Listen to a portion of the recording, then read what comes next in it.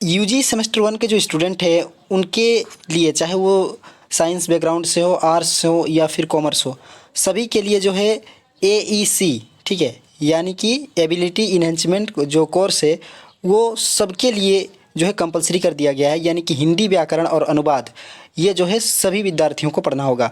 तो देखते हैं पहले सेमेस्टर का इसका जो सिलेबस है उसको समझते हैं। सिलेबस बहुत छोटा है, ठीक है, ये आप बेसिकली पढ़ चुके हैं, लेकिन फिर भी एक बार सिलेबस को देख लीजिए।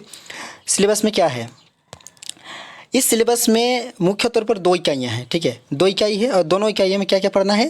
पहला इकाई में ये बता रहा है कि हिंदी व्याकरण एवं रचना, यानी कि आपको पढ़ना होगा संज्ञा, सर्वनाम, विशेषण और क्रिया।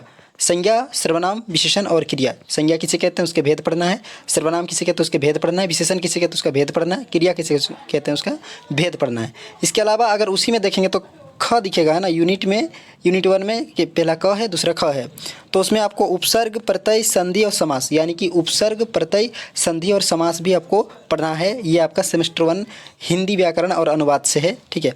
और इसके अलावा इकाई 2 में देखिएगा तो आपको प्रमुख प्रशासनिक पारिभाषिक शब्द, यानी कि कुछ शब्द दिए रहेंगे, उनके अनुवाद करने होंगे आपको। हिंदी में दिया रहेगा तो इंग्लिश में अनुवाद करना, इंग्लिश में दिया है तो हिंदी में अनुवाद करना है, ठीक है।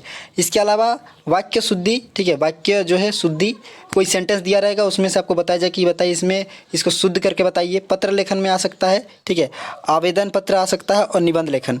तो इन सारी चीज़ों से आपको पूछा जाएगा। यानी कि सेमेस्टर 1 के जो विद्यार्थी हैं उनको, सभी सेमेस्टर 1 के विद्यार्थी जो कोलानी यूनिवर्सिटी से हैं, AEC जो है हिंदी है और ये कंपलसरी है और सभी को इसको पढ़ना है और इसका एग्ज़ाम जो है देना है, ठीक है।